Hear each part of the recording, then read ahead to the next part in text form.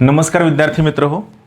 चालू घडामोडीच्या सेशनमध्ये तुम्हा सर्वांचं स्वागत आहे. आज आपण 6 जून या तारखेच्या न्यूज पाहणार आहोत. सगळ्यात पहिली महत्त्वाची गोष्ट, काल मी तो UPSCचा व्हिडिओ टाकल्यानंतर खूप सर्व विद्यार्थ्यांनी विचारणा केली की सर राज्यसेवेची परीक्षा केव्हा होईल, कंबाईनची परीक्षा केव्हा होईल. तर एक बेसिक लक्षात घ्या. काल मी तुम्हाला सांगितलं की UPSC प्रिलिम्स ही 4 ऑक्टोबरला होणार आहे. पण UPSCचं परीक्षांचं शेड्यूल हे 8 ऑगस्टपासून सुरू होते. 8 तारखेला जिओलॉजीची परीक्षा आहे, 9 तारखेला त्यांची इंडियन इंजिनिअरिंग सर्व्हिसची परीक्षा आहे. याचा अर्थ काय, ते कन्सिडर करून चालत आहेत की परीक्षा 8 ऑगस्टपासून होतील आणि सगळ्या गोष्टी नॉर्मल होतील. सो माझं पण म्हणणं आहे की तुम्ही कोणत्याही पद्धतीने हे डोक्यात धरून चला की ऑगस्ट महिन्यापासून त्याच्यानंतर आयोग कधीही शेड्यूल लावू शकतं. यामध्ये कोणतेही तर्क वितर्क लावण्याच्या भानगडीत पडू नका की आयोगात माझी अशी ओळख आहे, इथनं मला कळलं, हा माझ्या ओळखीचा आहे, असा काही प्रकार नसतो. आयोग ही संविधानिक संस्था आहे. ती विनाकारण सूत्र जे न्यूज चॅनलमध्ये असतं ना की आमच्या खात्रीला एक सूत्रांकडनं कळलं, असला सूत्रबित्र असा काही प्रकार नसतो. सो एक बेसिकली लक्षात ठेवा की ऑगस्ट नंतर आपली राज्यसेवेची, कंबाईनची, वनसेवेची जी येणारी ॲड आहे, या सगळ्या परीक्षा टप्प्याटप्प्यानं सुरू होतील आणि तुमचं जे परीक्षांचं थांबलेलं वेळापत्रक आहे हे सुद्धा सुरू होईल. सोबत आणखी विनाकारण कोण अफवा पसरवतं मला माहीत नाही, पण खूप सगळे लोकही अफवा पसरवतात की राज्यसेवेची पूर्वपरीक्षा कॅन्सल होणार आहे किंवा आणखीन कंबाईनची परीक्षा कॅन्सल होणार आहे किंवा पुढच्या वर्षी ॲडच निघणार नाही आहे. असं ॲब्सोल्युटली काहीही होणार नाही. मागं पण मी फेसबुकवर लिहिलं होतं, आजही तुम्हा सर्वांच्या साक्षीनं परत एकदा सांगतो, कोणतीही परीक्षा कॅन्सल होणार नाही. पुढच्या वर्षीसुद्धा कोणतीही परीक्षा कॅन्सल होणार नाही. या वर्षीच्या परीक्षासुद्धा घेतल्या जातील व पुढच्या वर्षीसुद्धा राज्यसेवा 100% जागा काढणार आहे. फक्त काय आहे की तुम्ही या 2 वर्षांच्या धावपळीमध्ये तुमचा अभ्यास विनाकारण न चुकवता तुम्ही मागं पडत गेलात तर लक्षात ठेवा, ही परीक्षा जर फेल व्हाल, पुढची परीक्षा जर फेल व्हाल, तर 3ऱ्या वर्षाची परीक्षाचा रिझल्ट लागला 4थं वर्ष उजाडेल आणि तुम्ही हातानं सगळ्या गोष्टींचं नुकसान करून घ्याल. सो मी तुम्हाला सुचवल, 2 महिने झालं, आता काय अभ्यास झाला नाही आहे तुमचा बऱ्यापैकी. सो UPSCनं टाईम टेबल दिला आहे. राज्यसेवेच्या आयोगाकडे सुद्धा खूप व्याप असतो. आपण विनाकारण त्यांच्या कामामध्ये ढवळाढवळ करणं योग्य नाही. राज्यसेवा जेव्हा आयोगाकडे जेव्हा वेळ मिळेल, योग्य वेळी सगळ्या परिस्थितीचा, सगळ्या कंडिशनचा अंदाज घेऊन राज्यसेवासुद्धा त्यांचं स्वतःचं टाईम टेबल डिक्लेअर करेल. त्यांनी टाईम टेबल डिक्लेअर करेपर्यंत एक लक्षात ठेवा, तुम्हाला 100% मिनिमम 1.5 ते 2 महिन्यांचा कालावधी मिळेल अभ्यासासाठी. आणखीन एक गोष्ट, पूर्वपरीक्षा संपल्यानंतर तुम्हाला मुख्य परीक्षेसाठी सुद्धा आयोग नक्की वेळ देईल. तुम्ही पहा, UPSCनं सुद्धा प्रिलिम्सची परीक्षा संपल्यानंतर मेन्स परीक्षा घेईपर्यंत मध्ये जवळपास 3 महिन्यांचा गॅप ठेवला आहे. सेम पद्धत राज्यसेवासुद्धा अवलंबणार आहे. त्यांचं पुढचं टाईम टेबल कसं असेल, शेड्यूल कसं असेल, यामध्ये विनाकारण जाऊ नका. बेसिक लक्षात ठेवा, UPSCनं टाईम टेबल डिक्लेअर केला आहे. ऑगस्ट नंतरच्या कोणत्याही तारखेला राज्यसेवासुद्धा स्वतःचा टाईम टेबल डिक्लेअर करू शकते. मग ते ऑगस्टमध्ये असेल, सप्टेंबरमध्ये असेल, ऑक्टोबर, नोव्हेंबर, कधीही असू शकतं. आपलं काम आहे अभ्यास करणं. आम्हाला UPSC शिकताना खूपदा आमचे सर एक खूप महत्त्वाची गोष्ट सांगायची, मी तुम्हाला ती परत एकदा सांगतो. Try to control only those things which are in your hand. ज्या गोष्टी तुमच्या हातात आहेत, फक्त त्याच गोष्टी नियंत्रण करण्याचा प्रयत्न करा. डेट डिसाईड होणं हे तुमच्या हातामध्ये नाही आहे. विनाकारण फेसबुक असेल, व्हॉट्सअप असेल, न्यूज चॅनल असेल, टेलिग्राम चॅनल असेल किंवा वेगवेगळे माहिती देणारे विद्यार्थी असतील, यांच्यामुळे तुम्ही कोणत्याही पद्धतीने डिस्टर्ब न होता तुमचा अभ्यास चांगला करा, ही सर्वांना कळकळीची विनंती आहे. खरं तर मी या विषयावर बोलणार नव्हतो, पण बोलण्याची गरज का पडली तर मला असं जाणवतंय की 2 महिने झालेत, थोडं लॉकडाऊन शिथिल झालं आहे, तरीही तुमचा अभ्यास सुरू करायचा मूडच होत नाही आहे. तुम्ही आणखीनही त्या परीक्षे तारखेमध्येच अडकून पडलाय. जर परीक्षा लांबली, समजा डिक्लेअर केल्यानंतर 4 महिने मिळाले, तर पहिले 2 महिने मेन्स करता येईल, परत प्रिलिम्स करता येईल. एक आहे की नाही, माझं म्हणणं आहे की ह्या गोल्डन चान्स कन्सिडर करा. तुम्हाला एवढा जास्त वेळ मिळाला आहे, माझं म्हणणं वेळेचा चांगला सदुपयोग करा. आयोगाला अध्यक्ष मिळतील का, सदस्य मिळतील का, आयोगाच्या अध्यक्षांच्या केबिन AC होतील का, त्यांना मर्सिडीज गाडी मिळेल का, या आपल्या गोष्टी नाही आहेत. Try to control only those things which are in your hand. ज्या तुमच्या हातात आहेत त्या नियंत्रित करण्याचा प्रयत्न करा.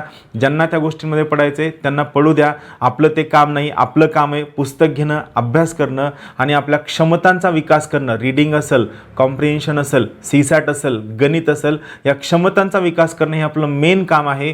कुठंतरी काय घडलं म्हणून लगेच तुम्ही डिस्टर्ब होऊन जाऊ नका. राहील लक्षात हे सगळ्यांना? ठीक आहे, आपल्या चालू घडामोडींकडे आपण सुरू करूया. परत एकदा सांगतो, महत्त्वाची गोष्ट, राज्यसेवेची परीक्षा लवकरात लवकर होईल. 1 ऑगस्ट नंतर राज्यसेवा स्वतःचं टाइम टेबल कधीही डिक्लेअर करू शकते. सो त्या सोयीनं तयारी करा. मी म्हणत नाही की ऑगस्ट महिन्यात परीक्षा होईल, मी हे सांगतोय की 1 ऑगस्टच्या नंतरचं शेड्यूल आयोग कधीही डिक्लेअर करू शकते इथून पुढच्या कालावधीमध्ये. सो तुम्ही तुमचं सर्व अँगलनी तयारी सुरू ठेवा. आपण सुरू करूया. 6 जूनच्या चालू घडामोडी आहेत. आज खूप इंटरेस्टिंग न्यूज आहेत. सगळ्यात पहिलं एडिटोरियल आहे गिरीश कुबेर सरांचं. जर आपल्याला चीनवर मात करायची असेल तर आपल्याला काय करावं लागेल. थोडं इंटरेस्टिंग आर्टिकल आहे बघा. या बाजूला मी इथं चीनचा नकाशा दिलाय. तुम्हाला हे लक्षात आलं असेल की चीनला खूप सगळ्या देशांच्या बाउंड्रीज आहेत.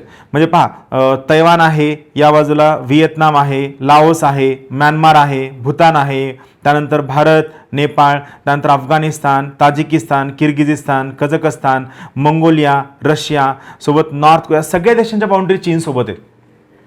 आणि तुम्ही जर मागच्या काही दिवसांच्या न्यूज जर वाचल्या तर तुम्हाला लक्षात येईल की चीनचं सगळ्यांसोबतच भांडण आहे. भारतासोबत भांडण आहे. भूतान एवढूसा देश आहे, त्या देशासोबत सुद्धा चीनचं भांडण आहे.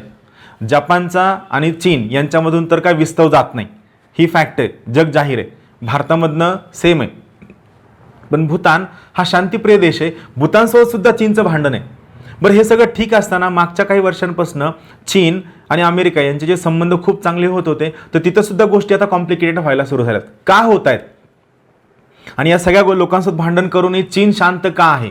म्हणजे चीनला असं कोणता सपोर्ट आहे की ज्या बेसवर चीनला वाटतं की आपण या सगळ्यांना भांडू शकतो? या सगळ्यांचं ॲनालिसिस या पर्टिक्युलर आर्टिकलमध्ये दिलेलं आहे. मी शॉर्टमध्ये समरी सांगणार आहे आणि मी तुम्हाला सुचवल, खास करून UPSCची तयारी करणाऱ्या विद्यार्थ्यांना सुचवल की तुम्ही सर्वांनी हे आर्टिकल न चुकता चांगलं वाचा. याच्यावर नोट्स काढत बसायची गरज नाही. जेवढं मी सांगेल तेवढं फक्त लक्षात ठेवा. फक्त काय लक्षात ठेवा की आर्टिकल चांगलं वाचा. आता या सगळ्या देशांमध्ये चीनचं फक्त रशिया आणि अफगाणिस्तान या 2 देशांसोबत भांडण नाही आहे. आता बेसिक काय, तर या बेसिक भांडणामागचं कारण आहे अर्थकारण. 1990-91 दशकात जो चीन भारतापेक्षा सुद्धा अविकसित होता, तो आज अमेरिकेसोबत 2 हात करतोय. आणि हे 2 हात करताना त्याला स्वतःला काहीच फरक पडत नाही, पण अमेरिका मात्र त्रागा करून घेते. असं का होतंय? तर त्यामागचं सगळ्यात मोठं कारण आहे चीनची स्वतःची असणारी बँकिंग व्यवस्था, अत्यंत स्ट्रॉंग असणारी बँकिंग व्यवस्था आहे. इथं एक थोड्या काही फॅक्च्युअल गोष्टी सांगितलेल्या आहेत. सगळ्यात महत्त्वाची गोष्ट, पहिला मुद्दा सांगतो, जगातील बँकांच्या जाळ्यामधलं चीनची बँकिंग व्यवस्था ही सर्वात मोठी बँकिंग व्यवस्था आहे, सगळ्यात स्ट्रॉंग बँकिंग व्यवस्था आहे. यामुळं चीनला हा फायदा होतो. महत्त्वाची गोष्ट काय, चीन इतर देशांना कर्ज देतं आणि कर्जामधनं त्या देशांना स्वतःच्या कर्जामध्ये अडकवून ठेवतं. आणि हे अडकवून ठेवल्यानंतर मग चीन त्या ठिकाणी कंटिन्युअसली त्या सगळ्या देशांना स्वतःच्या नियंत्रणामध्ये ठेवून गोष्टी कंट्रोल करण्याचा प्रयत्न करतं. चीनमध्ये 6 सगळ्यात मोठ्या बँका आहेत. तसं बघायला गेलं तर चीनच्या एकूण बँकिंग व्यवस्थेपैकी जवळपास 47% व्यवहार, 47% ट्रान्झॅक्शन्स या चीनमधील 6 अत्यंत महत्त्वाच्या बँका करतात. या चीनमधल्या अत्यंत महत्त्वाच्या बँका करतात. कोणता? 47% व्यवहार. हा सगळ्यात महत्त्वाचा मुद्दा आहे. मी त्या बँकांची नावं तुम्हाला सांगतो. बँकांची नावं फक्त लक्षात ठेवा, परीक्षेमध्ये विचारलं जाणार नाही. बँकांची नावं आहेत industrial and commercial bank of China, bank of China, China construction bank म्हणजे रिअल इस्टेट सेक्टरमधली बँक, त्यानंतर agriculture bank of China, postal savings bank of China आणि बँक ऑफ कम्युनिकेशन. बघा, या सगळ्या 6 सगळ्यात मोठ्या बँका आहेत. आणि चीनमधल्या एकूण ट्रान्झॅक्शन्सपैकी जवळपास 47% ट्रान्झॅक्शन फक्त या चीनमधल्या बँका करतात. फक्त या चीनमधल्या बँका करतात. ही सगळ्यात महत्त्वाची गोष्ट आहे. मग याचं कारण काय आहे? बाकीच्या देशामध्ये पण एवढ्या मोठ्या बँका आहेत ना, अमेरिकेत सुद्धा आहेत, युरोपियन युनियनमध्ये सुद्धा आहेत, भारतामध्ये पण बऱ्यापैकी मोठ्या साईजच्या बँका आहेत ना. मग चीनमधल्याच या 6 बँका एवढ्या स्ट्रॉंग का आहे? तर त्यामागचं मेन कारण आहे, भारत असेल, अमेरिका असेल, युरोपियन युनियन असेल, यामधल्या ज्या बँका आहेत या बँकांवरती सरकारचं नियंत्रण नाही आहे किंवा या बँका सरकारच्या मालकीच्या नाही आहेत. पण चीनमधल्या या सर्वच्या सर्व बँका सरकारी मालकीच्या आहेत. जशी भारतातील रिझर्व्ह बँक ऑफ इंडिया किंवा अमेरिकेतील फेडरल रिझर्व्ह, तशी चायनाच्या बँकेचं नाव आहे पीपल्स बँक ऑफ चायना. आणि पीपल्स बँक ऑफ चायनावर कंप्लीट नियंत्रण हे चीनच्या सत्ताधाऱ्यांचं असतं, कम्युनिस्ट पार्टी ऑफ चायनाचं असतं. भारतामध्ये RBI ॲक्ट 1934 आणि बँकिंग रेग्युलेशन ॲक्टनुसार RBIला ऑटोनॉमी दिलेली आहे. पण चीनमधल्या या पीपल्स बँक ऑफ चायनाला कोणत्याही प्रकारची ऑटोनॉमी नाही आहे. ती कंप्लिटली चीनी त्या साम्राज्यवाद्यांच्या अंडर आहे आणि याच्यानुसार सगळ्या गोष्टी करते. हा सगळ्यात बेसिक कारण आहे की चीनचा बँकिंग उद्योग एवढा स्ट्रॉंग आहे. बरं, ठीक आहे, स्ट्रॉंग असू द्या. तुम्हाला एक सिंपल आकडा सांगतो, या 6 बँकांचं आणि चायनामधल्या बँकिंग क्षेत्राचं ट्रान्झॅक्शनमध्ये वाढ किती झाली आहे, तर 2009 ते 2019 या 10 वर्षाच्या कालावधीमध्ये त्यांचं जे ट्रान्झॅक्शन आहे हे ट्रान्झॅक्शन जवळपास 10 लाख कोटी डॉलर्सवरून 41 लाख कोटी डॉलर वाढले. 10 लाख कोटी डॉलर, 10 मिलियन क्रोर डॉलर्सपासून 41 मिलियन क्रोर डॉलर्स एवढ्या मोठ्या प्रमाणामध्ये हे वाढले. मग मला सांगा, ज्यांचं बँकिंग क्षेत्र एवढं स्ट्रॉंग असेल व ज्यावर पूर्णतः सरकारचं नियंत्रण असेल, मला सांगा त्या सरकारला अडचणी येतील का? 100% नाही. त्या सरकारला कोणत्याही प्रकारच्या अडचणी येणार नाहीत, ही सगळ्यात महत्त्वाची गोष्ट आहे. आता यामध्ये पुढचा महत्त्वाचा दुवा काय आहे की हे सगळं होत असताना आणखीन एक महत्त्वाचा मुद्दा आहे की चीनची ही जी पीपल्स बँक ऑफ चायना आहे ही स्वतःच्या चलनाच्या किमतीवर नियंत्रण ठेवते. यावर नियंत्रण ठेवते म्हणजे काय, याला कंटिन्युअसली मॅनिप्युलेट करण्याचा प्रयत्न करते, म्हणजे काय असतं, मी मागं पण एका लेक्चरमध्ये सांगितलं होतं, तुमच्या चलनाचं जर अवमूल्यन झालं म्हणजे तुमच्या चलनाची किंमत कमी झाली तर बाहेरच्या मार्केटमध्ये तुमची निर्यात स्वस्त होते. तुमची निर्यात स्वस्त झाली की ऑटोमॅटिकली तुम्ही जास्त परकीय चलन साठा कमवता, जास्त परकीय चलन साठा कमवला की ऑटोमॅटिकली तुमचा फॉरेन एक्सचेंज रिझर्वची क्वांटिटी खूप जास्त इम्प्रूव्ह होते. आता या सगळ्यांमध्ये सगळ्यात महत्त्वाची गोष्ट काय आहे, एक छोटासा मुद्दा लक्षात घ्या की चायनाचा बँकिंग सेक्टरची ग्रोथ जरी झाली असली तरी चायनाचा GDP त्या प्रोपोर्शनमध्ये वाढलेला नाहीये.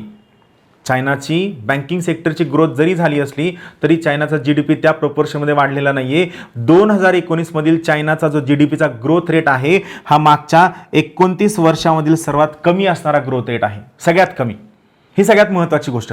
असं असूनही चायनाचं बँकिंग क्षेत्र लॉसमध्ये का जात नाही, तर त्यामागचं सगळ्यात मेन कारण आहे या सर्व बँकांवरती सरकारी नियंत्रण असतं किंवा पीपल्स बँक ऑफ चायनाचं नियंत्रण असतं. व ही People's Bank of China continuously सर्व देशांना, सर्व संस्थांना, छोट्या छोट्या देशांना यांना कर्ज वाटून त्यांना स्वतःच्या नियंत्रणामध्ये कंटिन्युअस ठेवण्याचा प्रयत्न करत असते.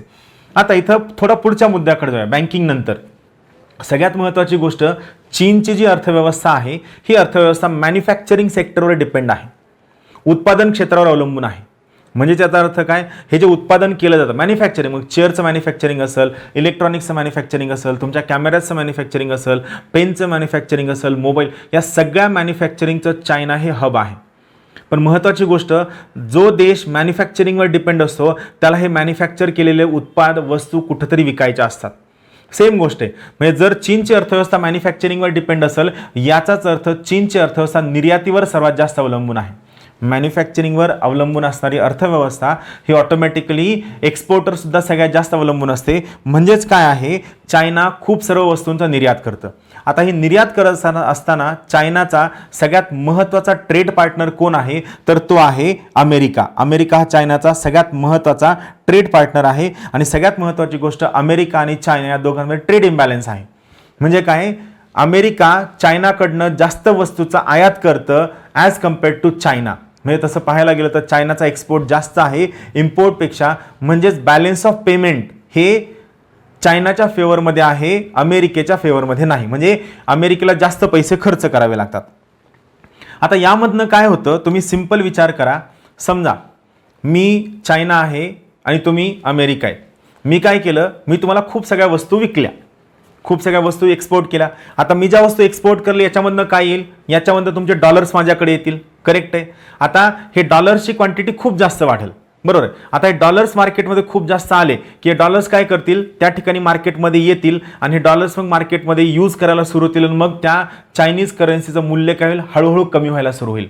आणि चायनीज करन्सीचं मूल्य कमी होणं म्हणजे चायनाचं मूल्य अवमूल्यन होणं किंवा चायनाच्या चलनाचं अवमूल्यन होणं. आणि मगाशी मी सांगितलं, चलनाचं अवमूल्यन झालं की ऑटोमॅटिकली त्या देशाची निर्यात काय होते, स्वस्त होते. हे बेसिक आहे. म्हणजे चायनाचं स्वतःचं म्हणणं आहे की त्यांच्या चलनाचं मूल्य कमी असावं आणि चलनाचं मूल्य कमी झालं की ऑटोमॅटिकली त्या देशाला निर्यातीमध्ये फायदा होतो. आणि हा सगळ्यात मेन मुद्दा आहे ज्यामध्ये अमेरिकेची चढफड होते. अमेरिकेचं म्हणणं आहे चायनानं स्वतःच्या करन्सीचा जो एक्सचेंज रेट आहे, विनिमय दर आहे, हा मार्केट रेटनुसार ठरवावा. चायनाचं म्हणणं आहे की आम्ही हा रेट मार्केट रेटनुसार ठरवणार नाही, हा आम्ही आमच्या सोयीनं ठरवणार. आता यामध्ये मग अमेरिकेचं म्हणणं आहे की आम्हाला यात फायदाच होत नाही, आम्हाला कंटिन्युअस नुकसान आहे, आम्हाला ट्रेड बॅलन्स आमच्या फेवरमध्ये नसतो, आम्हाला कंटिन्युअस नुकसान आहे. पण असं नाही आहे. अमेरिकेला चायनाकडनं खूप सगळ्या वस्तू स्वस्तात मिळतात ज्या अमेरिकेमध्ये उत्पादन करणं प्रॅक्टिकली डिफिकल्ट आहे. तुम्ही आत्मनिर्भर बनायला हवं, पण हे आत्मनिर्भर बनणं शहाणपणाच असायला हवं. म्हणजे अमेरिकेमध्ये कच्चा माल असेल, वर्कर्स असतील, त्यानंतर त्या इंडस्ट्रीला दिलं गेलेलं महत्त्व असेल, हे सगळं प्रॅक्टिकली डिफिकल्ट आहे. म्हणून अमेरिका आजही चायनासोबतचे सर्व संबंध सहजासहजी तोडू शकत नाही. हा मुद्दा का? कारण अमेरिकेला सुद्धा चीनमधल्या व्यापारामधनं फायदा होतो. अमेरिकेला आवश्यक असणाऱ्या खूप सगळ्या वस्तू अमेरिका चीनमधनं स्वस्तात आणि सहजासहजी आयात करू शकते व त्या वस्तू सहजासहजी आयात केल्यामुळं अमेरिका मग स्वतःचं लक्ष दुसरीकडं डायव्हर्ट करू शकते. ही सगळ्यात महत्त्वाची गोष्ट आहे. आता याच्यामध्ये पुढची महत्त्वाची गोष्ट, अमेरिका आणखीन चीनवर जास्त रोप का नाही झाडू शकत किंवा जास्त त्रास का नाही देऊ शकत, तर त्यामागचं त्याला आणखीन एक हिस्टॉरिकल कारण आहे. ते आहे 2008चं सबप्राईम मॉर्गेज क्रायसिस, अमेरिकेमधील हाऊसिंग संकट. 2008मध्ये अमेरिकेमध्ये हाऊसिंग संकट आलं. या संकटामुळे अमेरिकेतील बँकिंग व्यवस्था, वित्तीय व्यवस्था, लिक्विडिटी मार्केट खूप मोठ्या प्रमाणात नुकसानीमध्ये गेलं. हे एवढ्या मोठ्या प्रमाणात नुकसानीमध्ये गेलं की त्या पर्टिक्युलर केसमध्ये हे प्रॅक्टिकली डिफिकल्ट होतं की त्यांनी लिक्विडिटी किंवा पैसा मार्केटमध्ये आणावा. मग अशा वेळेस अमेरिकेच्या बँकिंग सिस्टीमने काय केलं, कर्जाचे रोखे म्हणजे थोडक्यात कर्ज उभारण्यासाठी सुरू केलं. आणि त्यामध्ये सगळ्यात जास्त कर्ज कोणी घेतलं असेल तर चायनाच्या पीपल्स बँक ऑफ चायनानं घेतलेले. लक्षात ठेवा, अमेरिकेवर असणाऱ्या एकूण 23 लाख कोटी डॉलर्सच्या कर्जापैकी जवळपास 5% म्हणजे 1.7 लाख कोटी कर्ज हे चायनानं अमेरिकेला दिलेलं आहे. मला सांगा, जर समजा ट्रेड इम्बॅलन्स झाला आणि पीपल्स बँक ऑफ चायनानं हे कर्ज जर परत मागितलं तर मला सांगा गोष्टी डिफिकल्ट असतील. सो या सगळ्या अडचणींमुळं जर तुम्हाला चायनावर मात करायची असेल तर सगळ्यात अगोदर तुम्हाला तुमचं बँकिंग सेक्टर खूप चांगल्या पद्धतीनं स्ट्रॉंग करावं लागेल, त्यावर इम्प्रूव्हमेंट करावी लागेल आणि त्यानंतर तुम्ही याच्यावरती वर्क करू शकता.